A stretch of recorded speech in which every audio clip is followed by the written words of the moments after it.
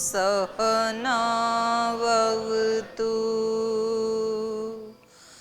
सहनौ भुनक्तु सह वीर्यं करवावहै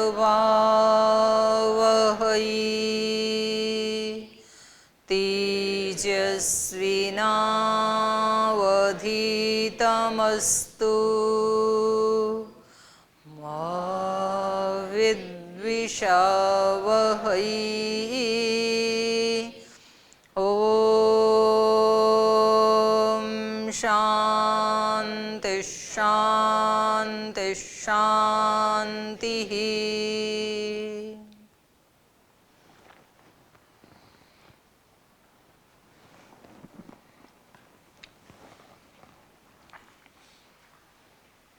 तो ये अंतिम प्रश्न पूछा है अर्जुन ने भगवान कृष्ण से, त्याग और संन्यास में अंतर क्या है। तो पहले त्याग बता रहे हैं, त्याग और संन्यास वैसे एक ही हैं। तो अभी देखते हैं ये क्या उत्तर देते हैं। तो 3 प्रकार के त्याग बताइए, तामसिक, राजसिक और सात्विक। तामसिक त्याग क्या है? हाँ जी, हाँ, तो नियत कर्मों का त्याग कर देना, ये क्या है? और किस लिए कर देना? हाँ, ये विशेषण है, मूढ़ता के कारण। नियत कर्मों का त्याग तो दूसरे में भी है, लेकिन कारण अलग है। मोहात, मोहात तस्य परित्याग है ना, ये विशेषण है। अगर कोई ज्ञान पूर्वक नियत कर्मों का त्याग करे तो फिर वो तामसिक नहीं माना जाएगा, फिर वो सात्विक ही हो जाएगा। और मूढ़ता से युक्त, मोह से युक्त होकर करे तो वो फिर त्याग तामसिक। राजसिक त्याग क्या है? राजसिक त्याग क्या है?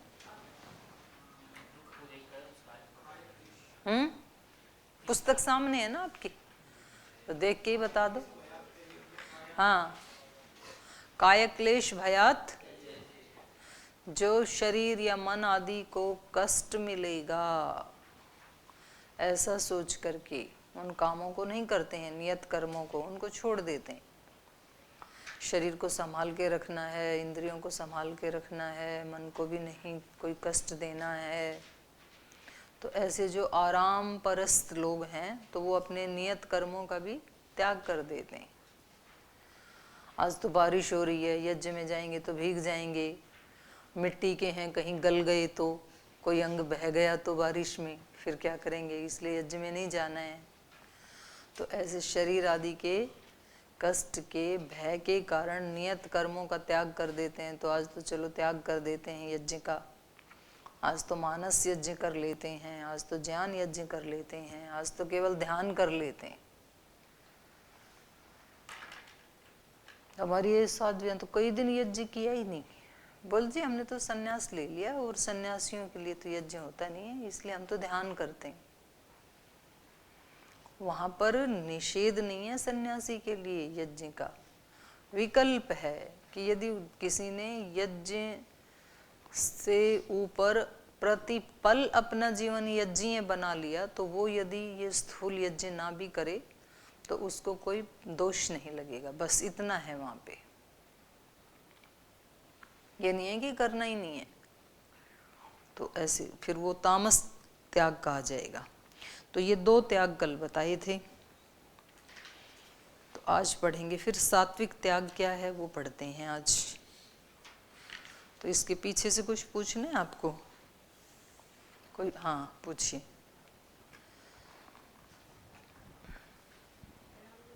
जी। मेरा नहीं है, किसी संगठन की बहन का है।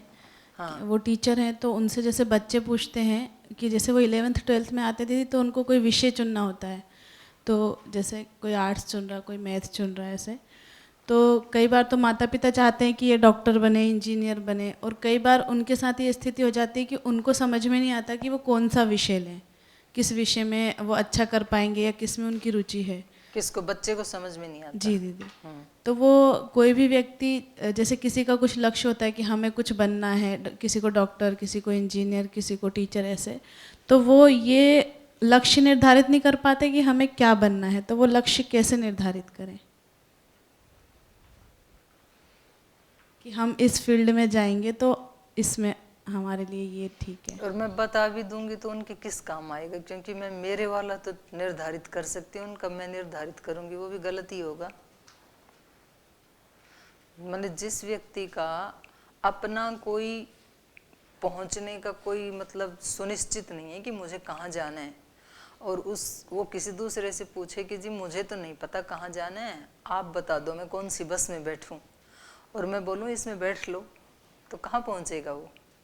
कहीं भी पहुंच जाएगा, क्योंकि उसका अपना तो कोई लक्ष्य है ही नहीं। तो ये तो खुद ही ढूंढना पड़ता है, व्यक्ति को खुद जानना पड़ता है, और जानना चाहिए।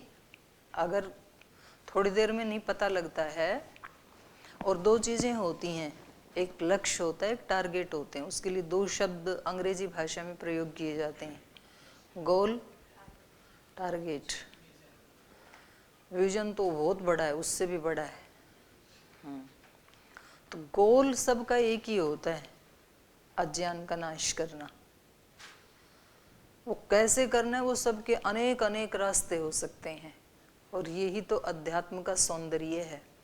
वो कर्म योग का मार्ग हो सकता है, भक्ति योग हो सकता है, ज्ञान योग हो सकता है, सेवा योग हो सकता है, कोई भी हो सकता है। और फिर सेवा के भी अनंत अनंत रूप हैं। सेवा का मतलब केवल संगठन सेवा, ऑफिस सेवा, ऐसे नहीं। सेवा के अनेक रूप हो सकते हैं। जैसे लता मंगेशकर जी ने अपने गाने से ही सेवा की देश की। कुछ महापुरुषों ने अपने प्रवचन से ही, जैसे बापू मुरारी हैं, अपनी कथा से ही सेवा कर रहे हैं हजारों लोगों की। तो सेवा के अनेक विविध रूप हो सकते हैं। शबरी ने झाड़ू लगा के ही सेवा की, वही भक्ति योग हो गया उसका। संत रैदास ने जूते बनाते बनाते ही सेवा की। तो कोई भी मार्ग हो सकता है उसके लिए। तो गोल सबका एक ही होता है। मानव शरीर को प्राप्त करके एक ही गोल है, अपने सब प्रकार की अज्ञान का, अविद्या का, क्लेशों का, तनावों का, मानसिक दुखों का, अंतःकरण की अपवित्रता का नाश करना, और चित्त में प्रसन्नता को, पवित्रता को, भगवत उपस्थिति को, ईश्वर प्रणिधान की स्थिति को प्रतिष्ठापित करना। यही गोल है सबका। ये पूरा करने के बाद आप कोई भी काम करें, वो सब आपका भक्ति होगा, ज्ञान होगा, कर्मयोग होगा, वो सब बढ़िया ही बढ़िया होगा। तो किसी नए शहर में जैसे जाते हैं ना, तो सबसे पहले व्यक्ति क्या करता है, उसको शहर में घूमना है, तो पहले क्या करता है वो, आप जैसे किसी नए शहर में गए और आपको वो पूरा शहर देखना है, बहुत अच्छे से घूमना है वहाँ पर, तो पहले क्या करेंगे वहाँ जा करके जी? फिर उसके बाद फिर हैं? ये सही बोला उसने, आप सब बावड़े हो। जानकारी बाद में लेना, योजना भी बाद में बनाना, टैक्सी भी बाद में करना, पहले रुकने का प्रबंध कर लो। रुकना कहाँ है? सबसे पहले अपना होटल में, किसी धर्मशाला में, जहाँ कहीं रुकना है वहाँ कमरा बुक कराओ, सामान वहाँ छोड़ो, उसके बाद घूमने जाना है। ये समझदार व्यक्ति की पहचान है। ना ना, रुकना है वहाँ पे, रुकना है। तो रुकना है तो क्या करेंगे फिर? सबसे पहले रुकने का प्रबंध करेंगे ना। मैंने जो कहा तो मेरा अभिप्राय रुकने वाला ही था, ठीक है, क्योंकि वो थोड़ी देर में नहीं देखा जा सकता, इतना बड़ा शहर है। तो व्यक्ति क्या करेगा, पहले अपने ठिकाने का प्रबंध करेगा, उसके बाद कुछ भी देखो आप। वो निश्चित हो गया तो आप रात को 10 बजे 11 बजे तक भी घूम सकते हैं। और यदि वो निश्चित नहीं किया, आप 11-12 बजे तक घूमते ही रहे, और फिर आपने सोचा कि अब कहाँ रुकूं, क्योंकि आजकल तो फिर भी ये व्यवस्था है कि आजकल होटल पूरे रात भी खुले रहते हैं, लेकिन किसी ज़माने में ये व्यवस्था नहीं थी। एक 9-10 बजे के बाद सब अपने बंद कर लेते हैं दरवाजे, तो फिर इस व्यक्ति को बहुत परेशानी हो जाएगी। तो पहले उसको कर लो स्थापित। तो इस संसार में हम सब देखने के लिए ही आए हैं, घूमने के लिए ही आए हैं। ये भगवान जी का बड़ा शहर है, इसलिए यहाँ पहले अपना एक ठिकाना सुनिश्चित कर लो कि हमें घूमना तो सब जगह है, लेकिन हमारा रहने का स्थान कहाँ है? भगवत शरणागति में, भगवान के चरणों में। उसमें रहते हुए आप कितना भी घूमो, फिर आप निश्चिंत होकर के आपको आनंद आएगा घूमने का। और यदि आपका ठिकाना नहीं है तो आपके चित्त में यही रहेगा कि घूम तो रहा हूँ, फिर रहने की कहीं व्यवस्था होगी कि नहीं होगी। तो उदाहरण एक अंश में समझाए जाते हैं। तो गोल सबका एक ही है। पहले आप अपने चित्त को पवित्र बना लें, शांत बना लें, हमेशा खुश रहने वाला बना लें, हर परिस्थिति को फेस करने वाला बना लें। उसके बाद आप जो भी करेंगे ना वो अच्छा ही होगा। आप साइंस लें, आर्ट लें, आप अन्य कोई बिजनेस आदि करें, कोई व्यापार, कुछ भी करें आप, फिर जो करेंगे वो अच्छा ही होगा। तो इस बारे में मान लो किसी का अपना नहीं है ये कि हम क्या लें, तो या तो उनको खुद ही ढूंढना चाहिए, थोड़ा टाइम देना चाहिए ना, क्योंकि ये मेरे जीवन का सवाल है। आखिर मुझे किस लाइन में जाना, खुद ढूंढना चाहिए। खुद को नहीं पता है तो फिर उनके माता पिता, उनका खानदान, कुल खानदान में किस प्रकार का कार्य है, तो आगे कौन से फील्ड में जाना ज़्यादा सुकर रहेगा, तो उन सब बातों को ध्यान में रख के ये होते हैं टारगेट। ये जो बीच के ना क्या पढ़ाई करनी है, किस फील्ड में, ये टारगेट में आते हैं, ये गोल नहीं होता है। गोल एक ही होता है। तो टारगेट पूरे किए जाते हैं और गोल को अचीव किया जाता है। जी, और किसी का है कोई प्रश्न?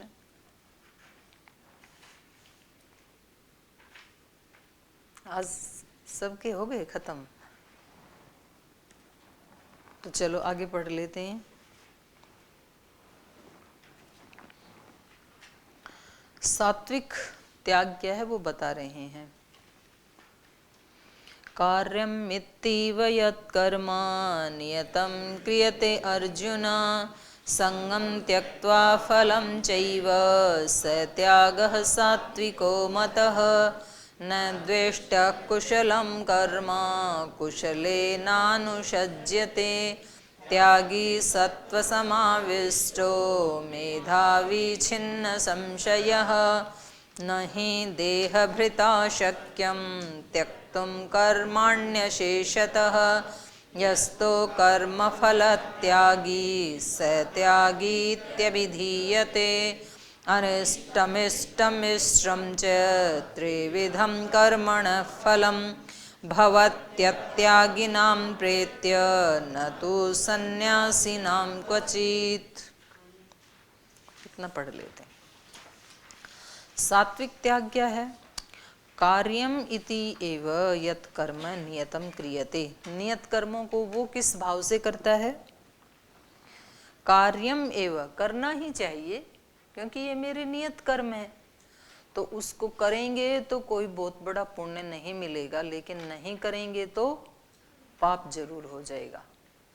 ऐसा सोच करके वो अपने नियत कर्मों को करता है। आप व्यायाम, प्राणायाम, ध्यान, उपासना, यज्ञ करते हैं तो इससे कोई आपका पुण्य बढ़ जाएगा ऐसा नहीं है, पर नहीं करेंगे तो पाप जरूर बढ़ जाएगा, क्योंकि वो आपके नियत कर्म है ना। आप किसी तांबे के लोटे को बहुत साफ करेंगे राख लगा लगा के, तो वो सोना नहीं बन जाएगा कभी, लेकिन नहीं साफ करेंगे तो वो गंदा जरूर हो जाएगा, उसमें दाग जरूर आ जाएंगे, वो बुरा लगेगा, काला हो जाएगा वो। तो इसलिए साफ रखना ही चाहिए उसको अपने स्वरूप में रखने के लिए। तो कार्यम इति एव, पहले भी आई थी ये बात, यज्ञ, दान और तप के बारे में भी यही बात कही थी ना, कि वो करना ही चाहिए, यज्ञ, दान, तप। ऐसा सोच करके जो यज्ञ करते हैं, तप करते हैं, दान करते हैं, वो ही क्या होता है? सात्विक होता है। ऐसे ही त्याग के विषय में भी कि जो मेरे नियत कर्म हैं उनको मुझे करना ही चाहिए, लेकिन उनको करते हुए संगम त्यक्त्वा फलम चैव, मतलब हजारों बार भगवान कृष्ण ने इस बात को दोहराया है कि कर्म को तो छोड़ना नहीं है, और छोड़ना चाहे तो छोड़ सकते भी नहीं हैं। एक क्षण भी कोई व्यक्ति कर्म किए बगैर नहीं रह सकता है।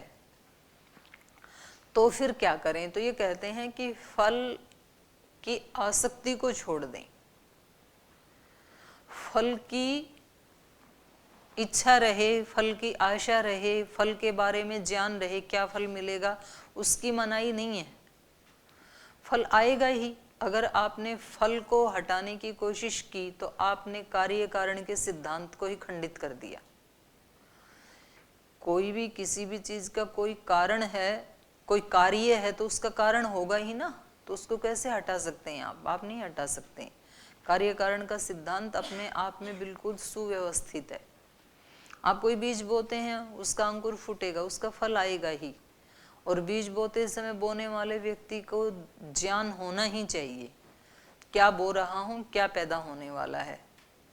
तो जो कारण है वैसा ही कार्य होगा, तो ये तो पता होना ही चाहिए कर्म करने, तो कुछ भी कर्म कोई भी करेगा। तो छोड़ना क्या है फिर? उसके फल की आसक्ति को छोड़ना है। आसक्ति को क्यों छोड़ना है? इसलिए छोड़ना है कि वो हमारे हाथ में है ही नहीं। फल तो आएगा, लेकिन फल कैसा आएगा, कितना आएगा, कब आएगा, ये हमारे हाथ में है ही नहीं। किसान खेती करता है, बीज बोना उसके हाथ में, वो बीज कैसा बोए, अच्छी क्वालिटी का बोए, मध्यम बोए, सामान्य बोए, ये उसके हाथ में है। कर्म करना, खेत को नलाई करना, उसको जोतना, ये उसके हाथ में है। कर्म करना उसके हाथ में, लेकिन उसमें जो बीज बोया उसने, अब उसमें से कितनी फसल आएगी ये उसके हाथ में नहीं है। वो उसमें खाद दे सकता है, पानी दे सकता है, खरपतवार को उखाड़ सकता है, सब कर सकता है। उसके बाद फिर कितनी फसल आएगी ये उसके हाथ में नहीं है। और उसमें फसल आएगी, उसकी क्वालिटी कैसी होगी, वो दाने अच्छे से पकेंगे या थोड़े अध पके से रह जाएंगे, ये उसके हाथ में नहीं है। या पकते समय कभी ओलावृष्टि हो जाए या कभी वज्रपात, बिजली गिर जाए, सारी फसल जल जाएगी, उसके हाथ में नहीं है। तो जो अपने हाथ में नहीं है कदापि, उसके बारे में सोच सोच करके अपनी शक्ति और समय को बर्बाद करना, ये फिर समझदारी नहीं है। बस उस आसक्ति के बारे में ये मना कर रहे हैं। और दूसरा इसका कारण ये है कि आपको फल के प्रति आसक्ति या आग्रह क्यों नहीं होना चाहिए, क्योंकि जो भी कर्म आपने किया है ना, वो आपने ऐसे मान लिया कि मैंने किया, लेकिन वास्तव में हमारे किसी भी कर्म में बहुत लोगों का सहयोग होता है, तब कहीं जाके वो कर्म संपन्न हो पाता है। तो जब इतने लोगों का सहयोग है तो वो कर्म मेरा अकेले का कैसे हो गया?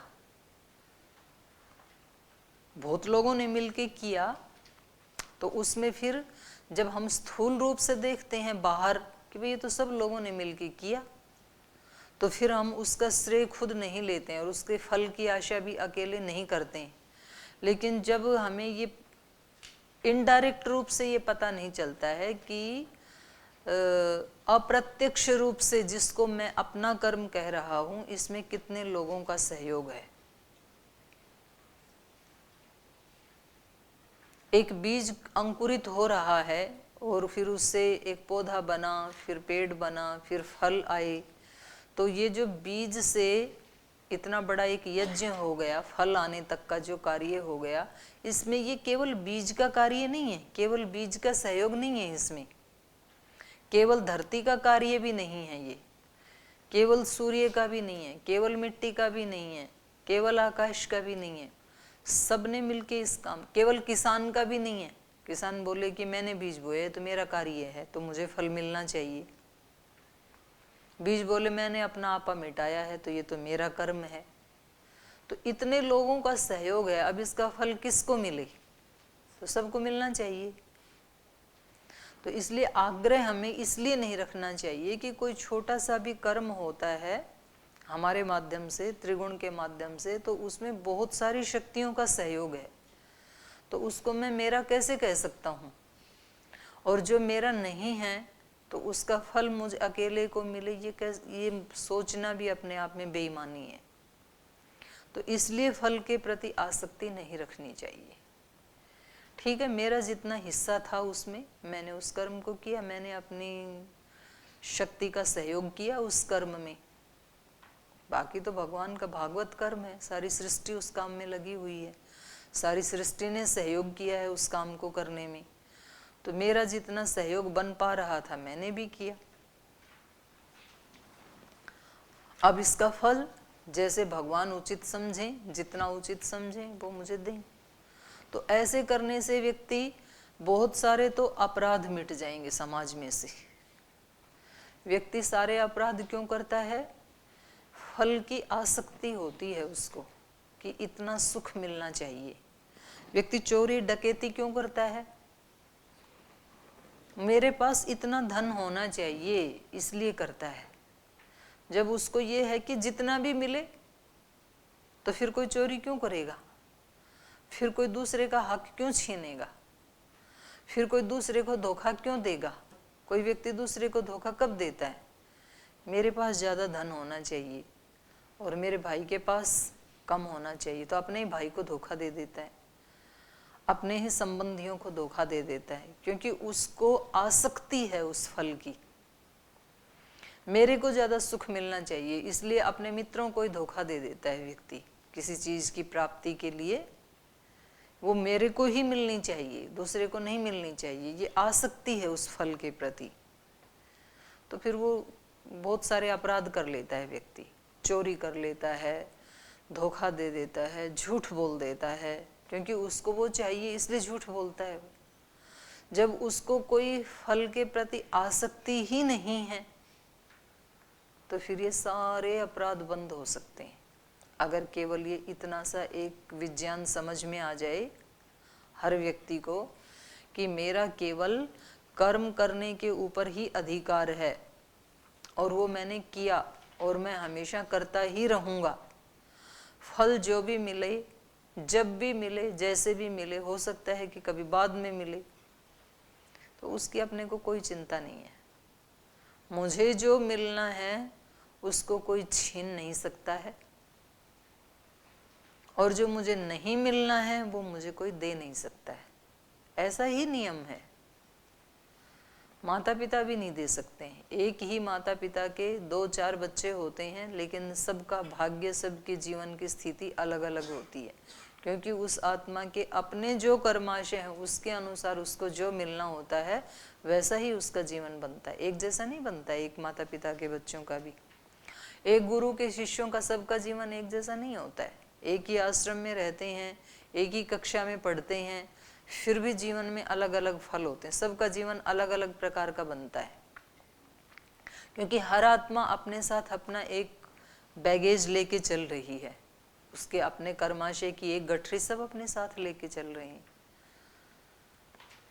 तो जब हमें ये पता है कि मेरे को जितना मिलना है वो ही मिलेगा, उसके अतिरिक्त मैंने कुछ छल कपट झूठ व्यवहार आदि किया तो उससे मेरा उल्टा नुकसान तो हो सकता है, फायदा नहीं होने वाला है, क्योंकि उससे अतिरिक्त मुझे मिलेगा ही नहीं। एक बहुत ज्ञानवान, बहुत विवेकमान और बहुत शक्तिशाली सत्ता के हाथ में है ये फल देना। वो किसी मनुष्य के हाथ में नहीं है कि आप उसको कोई रिश्वत घूस दे देंगे और वो आपका कहना मान लेगा, या आप उसका प्रियाचरण कर लेंगे और वो आपके अपराधों को माफ, ऐसा नहीं है। बहुत विवेकी सत्ता के हाथ में है ये व्यवस्था।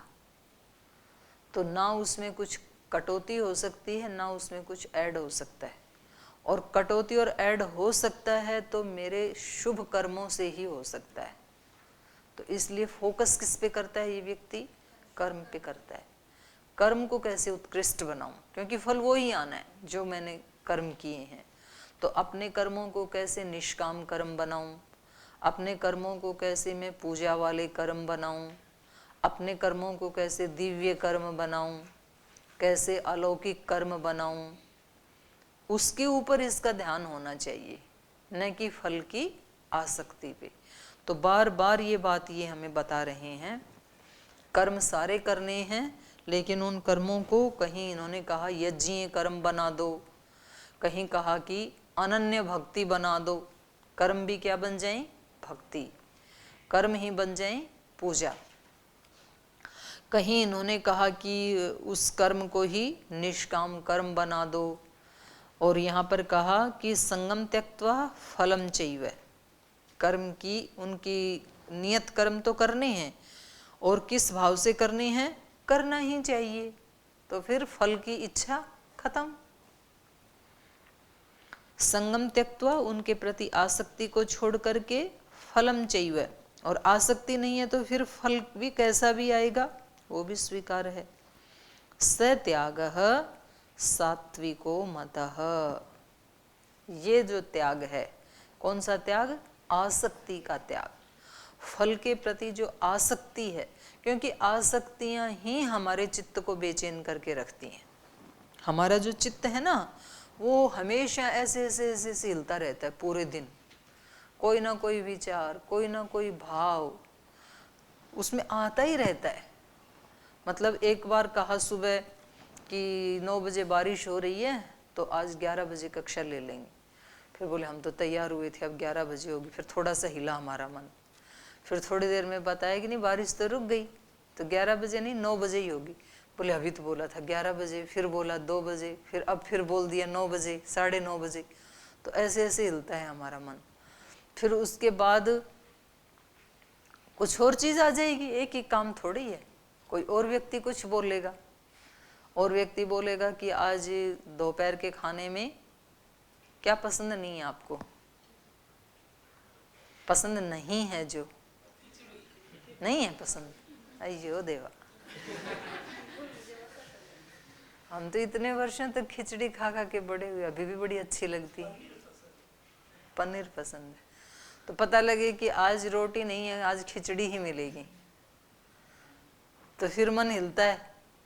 कोई ना कोई आके हिलाता ही रहता है। तो चित्त की स्थिति हमेशा कैसी रहती है? ऐसे ऐसे ही होती रहती है, अप डाउन ही पूरे दिन। फिर वो संस्कार बन के हम खुद भी करते रहते हैं, विचार उठा उठा करके। कभी कोई दूसरा झंकार झंकृत कर देता है हमारी वीणा के तारों को। तो एक इन्होंने जो चित्त की स्थिति बताई थी पहले, चित्त कैसा होना चाहिए? निर्वात स्थान में जैसे दीपक जलता है, ऐसे बताया था ना। तो चित्त की स्थिति कैसी होनी चाहिए? निर्वात स्थान में दीपक। ट्यूबलाइट का भी तो उदाहरण दे सकते थे, बिजली का भी दे सकते थे, वो नहीं दिया इन्होंने, दीपक का ही दिया। और वो भी कैसा होना चाहिए? बिल्कुल ऐसे लो जलती रहती है। तो निरंतर जो है वो घृत ऊपर की ओर चढ़ता रहता है, प्रकाश होता रहता है, आसपास सुगंध होती रहती है, और वो हिलता डुलता नहीं है। तो मन हमेशा कैसा हो? हमारा शक्तियों का सदुपयोग होता रहे। घी जलने का मतलब ये है, और उसमें कोई हलचल ना हो, और शक्तियों का सदुपयोग होता रहे, और जीवन से सुगंध धीरे धीरे धीरे धीरे निकलती रहे, थोड़ा थोड़ा प्रकाश जीवन से होता रहे। ऐसे हमारे मन की स्थिति होनी चाहिए। ये कब हो सकती है ऐसी स्थिति? ये तब ही संभव है जब कर्मों के फल में हमारी आसक्ति ना हो। जब तक आसक्तियां बनी हैं तब तक मन तो बेचैन रहेगा, तब तक उसको शांत, स्थिर, प्रशांत, प्रसन्न रखा नहीं जा सकता है। जब तक कामनाएं बैठी हैं अंदर, तो हर व्यक्ति से हम हमेशा मांगते ही रहते हैं, कभी प्रत्यक्ष रूप में, कभी अप्रत्यक्ष रूप में, और मन हमारा हिलता ही रहता है। और जब हमने किसी से कोई चाहत ही नहीं है हमारी, तो मन कैसा हो गया फिर? संतुष्ट। संतुष्ट है सततम योगी। योगी कैसा होता है? सतत संतुष्ट। सतत संतुष्ट कहें, या मन की स्थिति निर्वात स्थान के दीपक वाली कहें, या मन गंगा की तरह पवित्र कहें, कुछ भी कहें आप, एक ही बात है।